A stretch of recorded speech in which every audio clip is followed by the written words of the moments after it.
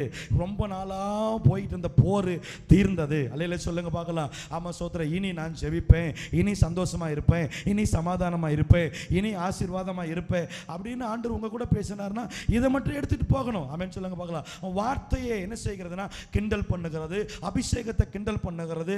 நாம என்னமோ பரிசுத்த ஆவிக்குள்ள இருக்கிறது போல. ஆமா சோத்திரம். பரிசு பிசாசினால் பிடிபட்டவர்கள் ஆடும் பொழுது அவங்களை கேலி பண்ணி சிரிக்கிறது. அல்லேலூயா சொல்லுங்க பார்க்கலாம். தேவ பிரசன்னத்தில் உடன்படிக்கை பெட்டியை கர்த்தருக்கு ஸ்தோத்திரம் தாவீதோட நகரத்துக்கு கொண்டு வரும் பொழுது தேவ பிரசன்னம் இறங்குது. தாவீது ராஜ வஸ்திரத்தை கலற்றி உடன்படிக்கை பெட்டிக்கு முன்பாக அவன் ஆராதிக்க ஆரம்பிக்கிறான். சவுலுடைய மகளாகிய கர்த்தருக்கு ஸ்தோத்திரம் தாவீதுடைய மனைவி உப்பரிக்கையிலிருந்து ஒரு ராஜாவா இருந்துகிட்டு இவ்வளவு கேவலமா, ரொம்ப அப்படியே ஞானி மாதிரி, ஆமா சோத்திரம், இவ்வளவு கேவலமா அவன் பொம்பளைங்க முன்னாடி, ஆமா சோத்திரம், வேலைக்காரங்க முன்னாடி, வேலைக்காரிங்க முன்னாடி இப்படி ஆடிக்கிட்டு இருக்கிறானே அப்படின்னு சொல்லிட்டு கர்த்தருக்கு ஸ்தோத்திரம் ரொம்ப கேவலமா நினைச்சா பாருங்களேன். போட்டார் பாருங்க ஒரு போடு. சாகர வரல அவளுக்கு புள்ளையே பிறக்கல. ஆண்டவரே இவங்களுக்கு விளங்கலப்பா. அல்லேலூயா. சாகர வரல என்ன பிறக்கவே கிடையாது. எங்கேயாவது புள்ள பெத்தால் இருக்குதா? இருக்குதா? இருக்குதா?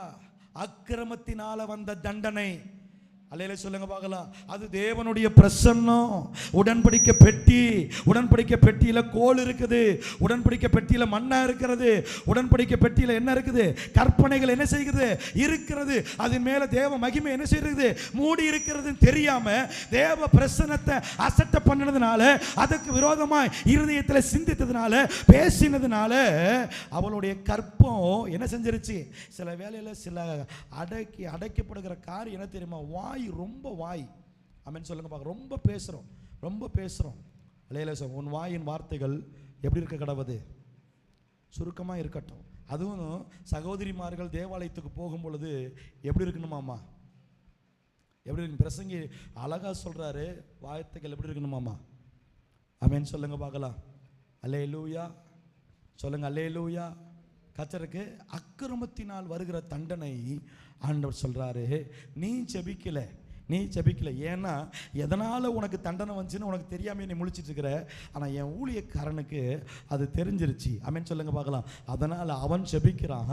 உன் அக்கிரமத்தினால உனக்கு உண்டான தண்டனை இந்த ஞாயிற்றுக்கிழமை இந்த காலை வேளையில ஆவியானவர் சொல்லுகிறார், அது தீர்ந்தது. சொல்லுங்க, அது தீர்ந்தது. சொல்லுங்க, அது தீர்ந்தது. அல்லேலூயா. அல்லேலூயா சொல்லுங்க பார்க்கலாம். அது என்ன செய்தது? தீர்ந்தது. தீர்ந்தது.